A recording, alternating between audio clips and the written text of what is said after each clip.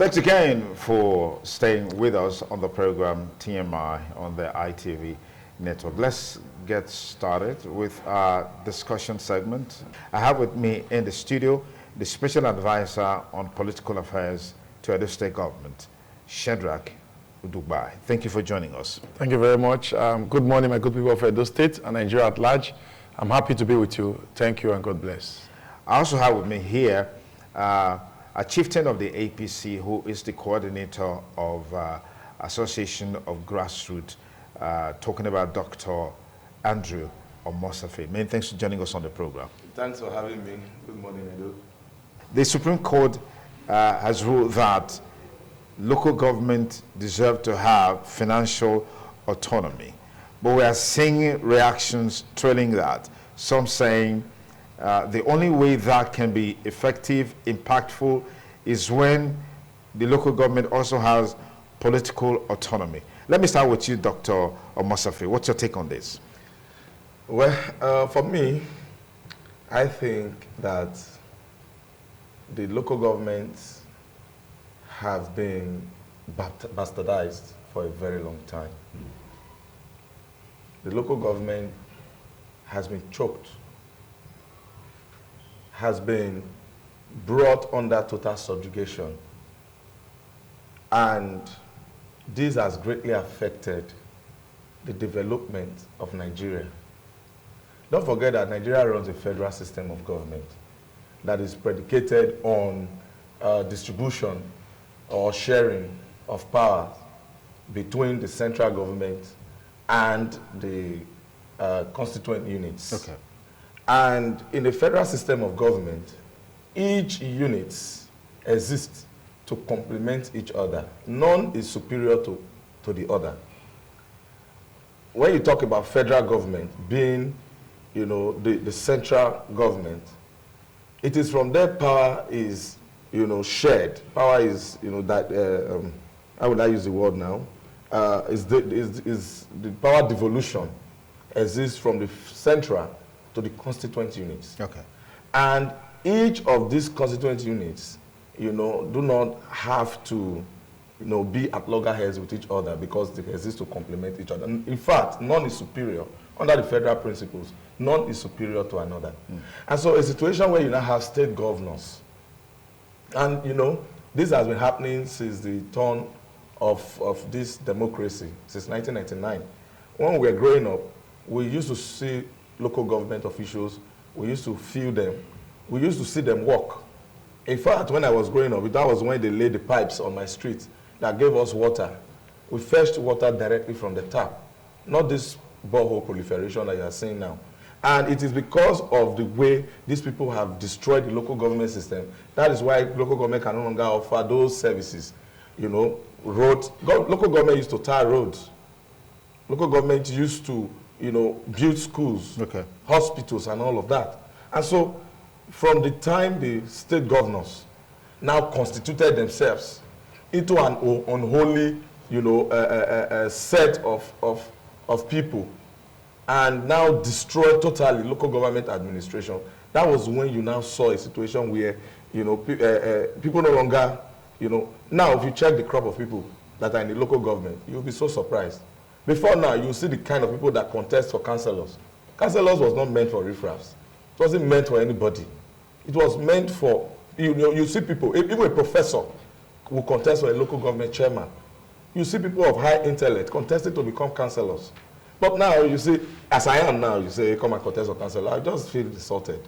Because I told somebody the other day, you can't even ask for my word, come and contest for councillor. No, because I do not see it as, something that is worth it, something that will match my intellect. But that is not how it's supposed to be. Okay. Local government is government at the top tier. There are 3 tiers of government, or 3 levels of government: federal, state, and local. Okay. And the local government is government at the top tier, government that people can see, government that people can feel, government that people can relate with, government that can take care of their yearnings and their aspirations. Okay. You understand? Government that can make their dreams come true. And I want to commend the President, Commander-in-Chief of the Armed Forces of the Federal Republic of Nigeria for this very bold move, because some of us were already worked up. In fact, I was discussing with somebody the other time, I said, I do not even understand why local government is no longer working. But when I saw that move, I quickly told myself, I think a new dawn has come for local government administration in Nigeria. And I just hope that these local government chairmen and councillors will now look at this as an opportunity to, show themselves as an, in fact, those who made it in government, if you check, started from the local government level. Which has been completely eroded now. Which has been eroded. All right, let me pause it there. So, Shadrach, how feasible in terms of workability is this judgment, as it were? Because I think, yes, on Saturday, that state had local government elections. That same Saturday, I think Adamawa State had their local government elections or so. Yes. And it's 100 over 100, as it were. The way the local government, there have been arguments. I've watched this analysis for long. There have been arguments for and against. There have been those who say Nigeria practice federalism. And in a federalism system, in a federal system of government, there are two levels. There's the federal government, the central government, and there are the state governments. How the state government will now have to create the local government according to its own how it feels like, will now organize the local government. So there is financial and political independence for the state government, while the state government superintends over the local government to administer governance. So the idea, some people have said that this idea of paying directly, the federal government paying directly the allocations of the local government to the area is an attempt, is an attack on the federal system of government. It's like the federal government now wanted to control and have their control over the local government, which is not so in other established democracy, like we have it in Canada, like we have it in the USA, or we have it in Russia. So they are saying that this thing is over, even in as much as people are feeling that it is a decentralization of power. They are saying no, it's not decentralization. It's actually unitarializing the system, making sure that the federal government controls the state and the federal government also controls the local government. But the decision they've also made, they said that that the allocations will be paid directly, and beyond that, in some states like the Lagos State, they already had 20 local governments, but they're now unbundled to ensure that the access to governance reaches the local. They are now bundled to 37 local government council areas. But that local government council is not captured in this new judgment. That is to say, the 37 local government chairmen who are superintending over the people of Lagos State will now have to be vacated, will have to be sacked, and 20 will now go back to 20 as it was the original arrangement, whereby governments will now prove that it won't be as enriching as it was when there were 37.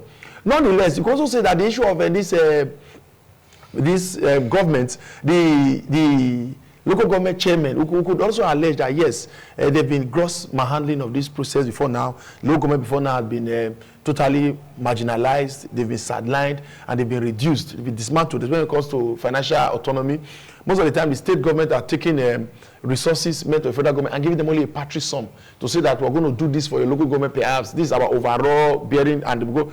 But nonetheless, some people have also cited that this whole issue of a local government was inherited from the military regime. This 774 local government, that is even skewed against the South.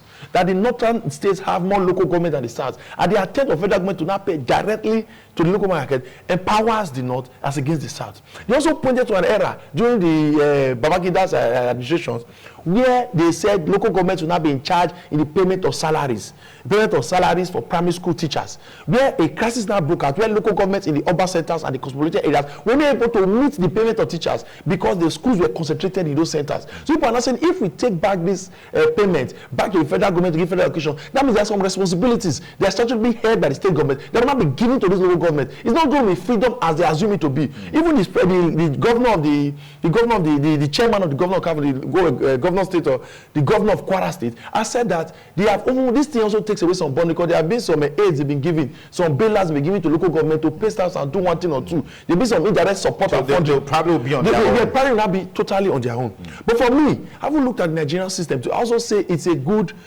arrangement. In as much as though I would have loved the federal government also give full political and the financial autonomy to the states, just as the state, the local government are getting now. Because one thing we're entrenched is that first of all, the local government will not have enough resources to plan, especially as it affects the local government, because every local government has their peculiarities. For example, now people have all criticized that even in Edo State now, most of the projects that Governor Bassey has done are in Edo South, they are in the cosmopolitan areas. But he has also argued that the majority of people in the state are in these majority areas. So we are talking about access over overcrowded infrastructure, overcrowded road, overcrowded health centers is in this Edo South. That's why I try to make sure I put those things here so the people can access it, rather than taking to places where they are not. So the truth is that now we'll not be seeing interventions. They now have resources in their care. We'll now have interventions that are autonomous. That means they can now focus on security and community policing, ensuring that there are no police areas, because there used to be no man area in those areas. If you go to those government spaces, those areas will not be. They will not focus on grading roads to ensure that we have access to get farm produce out of this. We will not focus on primary health care and education.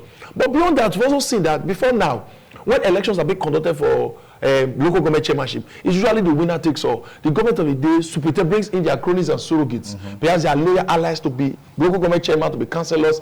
And if the election is still being left under the State Independent Electoral Commission, we will still be getting the same results we have gotten in time past. Other parties who honorably may have viable and competent candidates will find it difficult putting in their man as counsel. So the challenge that we face for need to go and retweak that part of the constitution so that the Independent National Electoral Commission will be running the election. But that in its own sense, we're going to create a unitary system of government. You get the idea? It will not be even more unitary. So there's are you saying there are more challenges? No. In structure, it's a challenge in structure. Okay. But we still believe. If you ask me, I will say yes. Let INEC handle the local government elections. All right. There are also some free issues too. Let me pause it. We can talk about that another day.